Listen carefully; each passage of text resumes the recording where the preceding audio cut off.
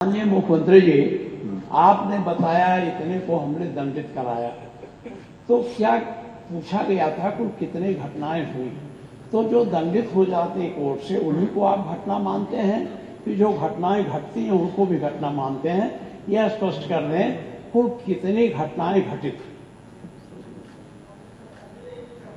आपने नेता प्रतिपक्ष, मैं आपका सम्मान करता हूं और आप दो बार इस माननीय सदन के अध्यक्ष के रूप में अपनी सेवाएं दिए हैं और आपने पहला प्रश्न किया है आज यहां पर।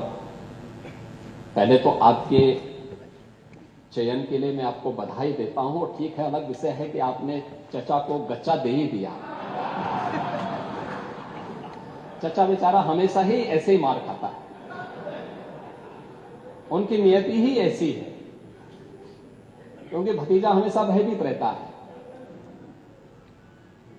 लेकिन आप इस सदन के एक वरिष्ठतम सदस्यों में से हैं, आपका मैं सम्मान करता हूं। मैंने आपको पहले भी बताया कि 24,000 जो महिला संबंधी अपराध थे प्रदेश के अंदर 2016 में, अगर हम देखेंगे तो बलात्कार की जो घटनाएं घटित हुई थी वह 1838 हुई थी। लेकिन अगर मैं 24 के अंदर की घटना बताता हूं, इनकी संख्या है 1373। और मुझे लगता है ये घटनाएं बताती है 25% से अधिक की कमी इस बारे में बताती है कि अपराधी आबादी तो बढ़ी होगी इस दौरान, और आबादी बढ़ने के क्रम में अपराध कम हो रहा है, नियंत्रित हो रहा है।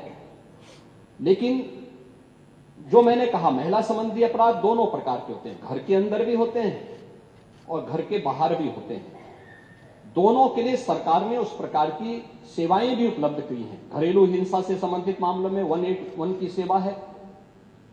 घर के बाहर की सुरक्षा के बारे में जागरूकता पैदा करने के लिए और उन्हें सुरक्षा उपलब्ध कराने के लिए तत्काल वो कॉल कर सके, इसके लिए 1090 की सेवा उन्हें उपलब्ध कराई गई है।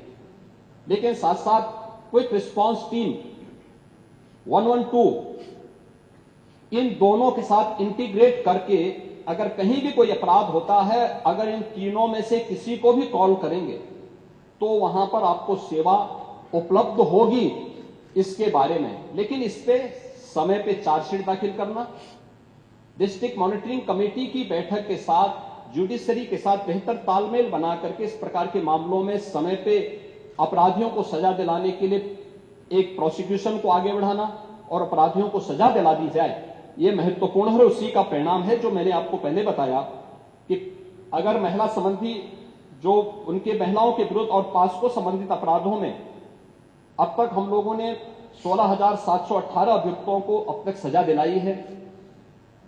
इसमें से अगर आप देखेंगे कि 21 को हम लोगों ने मृत्युदंड, 1,713 को आजीवन कारावास, 4,653 को 10 वर्ष या उससे अधिक का कारावास और 10,331 को 10 वर्ष से कम की कारावास की सजा दिलाई है। ये जो अपराध जिन अपराधियों की सजा दिलाई गई है, इसमें आप देखते होंगे अक्सर समाचार पत्रों में आता है कि 1 महीने के अंदर दुष्कर्मी को सजा दिलाई गई। ये प्रोसिक्यूशन को फास्ट करने, समय पे चार्जशीट दाखिल करने का परिणाम है।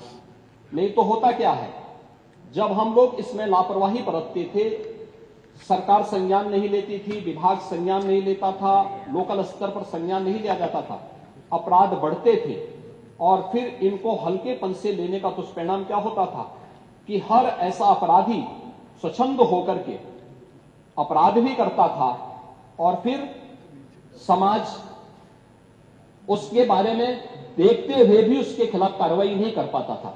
लेकिन आज अपराधी के मन में भय है और उस भय का परिणाम आज हम सबके सामने देखने को मिल रहा है कि उत्तर प्रदेश का जो ई प्रोसिक्यूशन पोर्टल है वो देश के अंदर नंबर 1 पर है और उत्तर प्रदेश इस मामले में ऐसे अपराधियों को सजा दिलाने के लिए, महिला संबंधी अपराधियों को, जो भी ऐसे अपराधी हैं उनको सजा दिलाने में उत्तर प्रदेश देश के अग्रणी राज्यों में